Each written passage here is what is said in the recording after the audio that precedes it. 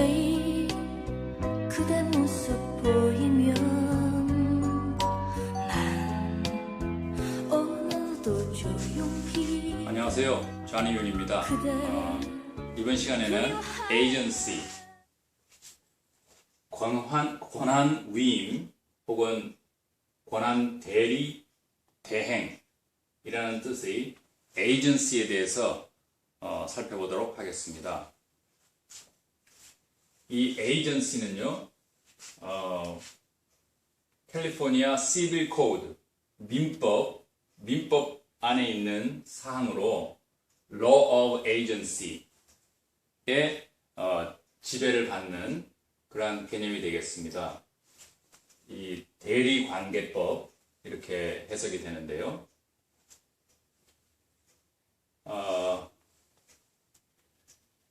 예를 들어서 에이전시라고 하는 것은 어떤 특정 기간 동안 특정 업무에 대해서 권한을 위임받은 사람이 그 사람을 위해서 어떤 그 권한을 대신 행사하는 그러한 것을 말합니다. 그래서 예를 들면 변호사든지 혹은 이 부동산 중개인 이런 사람들이 그 에이전시 관계가 있는 거고요. 그 에이전트가 되는 겁니다. 대리인이 되는 겁니다. 부동산 거래에 있어서 그 부동산 에이전트에 대해서 좀 살펴보면요. 부동산 에이전트는 크게 면허가 두 가지 종류가 있습니다. 브로커가 있고요. 다음에 세일즈 퍼슨 면허가 있습니다. 이 세일즈 퍼슨은 어소시에이트라고도 말을 합니다. 브로커는 둘 다 부동산 중개인인데, 브로커는 그 본인이 직접 회사를 설립해서 독립적으로 이런 부동산 중개업을 행할 수 있는 그러한 면허를 말하고요. 세일즈 퍼슨은 독립적으로는 부동산 중개업을 할 수가 없고 반드시 그 브로커에 고용이 돼서 그러한 중개 업무를 담당할 수 있는 그러한 면허를 말합니다. 브로커 중에는 물론 자신이 독립적으로 회사를 운영할 수는 있지만 여러 가지 이유로 다른 브로커에 고용이 돼서 그렇게 업무를 담당하는 브로커들도 있습니다. 그리고 이 어시스턴트는 브로커나 세일즈 퍼슨에게 개인적으로 고용이 돼서 이 에이전트들의 어떤 일상적인 사무 업무를 도와주는 그러한 사람이 되겠습니다. 다음에 이러한 에이전트 면허가 반드시 필요한 그러한 업무들이 있는데요. 예를 들어서 부동산이나 사업체, 비즈니스를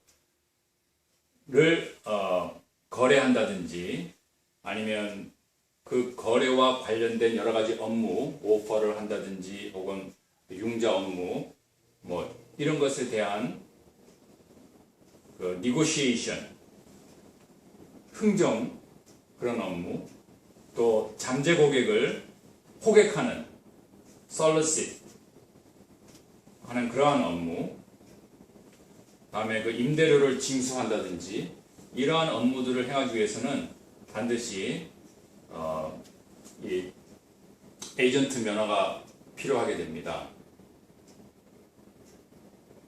그리고 이러한 에이전트는 Law of Agency에서 정한 그런 여러 가지 의무사항을 행해야 되고요. 뿐만 아니라 BRE, Bureau of Real Estate, 부동산국의 국장, 커미셔너라고 하죠. 그 커미셔너의 규칙, Rules and Regulation을 반드시 따라야 합니다. 이 그림을 잠깐 보면요. 셀러와 바이어가 있고 이 셀러가 고용한 에이전트를 우리가 리스팅 에이전트, 바이어가 고용한 에이전트를 우리가 셀링 에이전트라고 합니다. 이 리스팅 에이전트의 입장에서 봤을 때 자신을 고용한 셀러는 프린시플 혹은 클라이언트가 되고요. 상대편은 third party라고 합니다. 그러니까 그 말은 이 셀링 에이전트 입장에서 봤을 때는 자신을 고용한 바이어가 프린시플이 되고 상대편인 셀러가 third party가 되는 것입니다. 그리고 보통 에이전트를 second party라고 그렇게 말을 합니다. 이 law of agency에 따라서 이런 에이전트는 프린시플에게 fiduciary 그 관계를 유지해야 될 책임이 있습니다. fiduciary는 제가 그 피슐레인이라고 번역을 해봤는데요. 즉, 이 의뢰인이 믿고 맡겼기 때문에 그 피슐레인으로서의 의무를 다 해야 되는 것입니다. 즉, 이 의뢰인의 이익을 최우선해야 될 그런 의무입니다. 그리고 이 의뢰인의 자산을 이용해서 이 자신의 이익을 취한다든지 하면 안 되는 것입니다. 그리고 이 에이전트는 third party에 대해서도 특정한 의무사항이 있는데요. 그것은 honest and truthful 관계를 유지해야 된다는 것입니다. 정직하고 진실된 그러한 관계입니다. 예를 들어서 어떤 셀러의 매물에 어떤 그 집값, 그 주택 가격을 하락시킬 수 있는 어떤 중대 결함이 있는 것을 발견했을 때 그러한 사항을 반드시 이 third party에게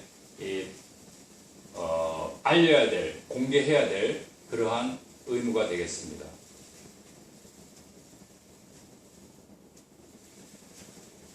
그리고 이 어떤 에이전트가 셀러와 바이어 양자를 다 동시에 대리하는 경우에는 우리가 듀얼 에이전트라고 그렇게 말을 합니다. 이러한 에이전시 관계는 정식으로 계약서에 의해서 성립하는 것이 가장 바람직하지만 어떤 경우에는 ostensible 혹은 implied authority가 가능합니다. 이 ostensible이라는 말은 표면상의 혹은 실질적으로 그런 의미가 되겠습니다.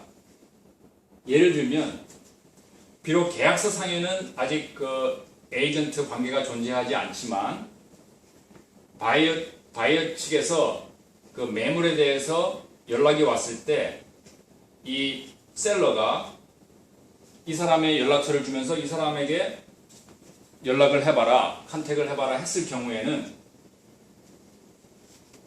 비록 이 에이전시 그 관계가 계약상으로는 존재하지 않는다 하더라도 이 third party 쪽에서는 이 사람을 에이전트로 생각할 수 있는, 그렇게 받아들일 만한 충분한 어떤 진술이나 행위를 했기 때문에 그런 경우에 ostensible authority가 이 사람에게 있는 것으로 그렇게 받아들여집니다. 그렇게 되는 이유는 이스타펄, 이것은 금반언이라고 하는데요.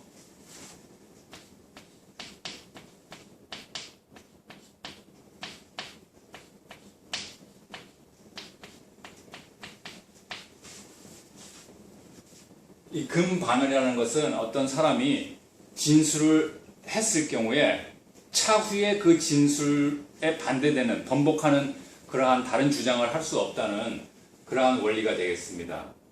그래서 이 이스타펄에 따라서 아까와 같은 그런 예의 경우에 이 에이전트에게 ostensible authority가 부여된 것으로 그렇게 인정이 되는 것입니다. 이렇게 사후에 정식으로 그 관계를 인정해 주는 것을 우리가 사후 추인, ratification이라고 합니다.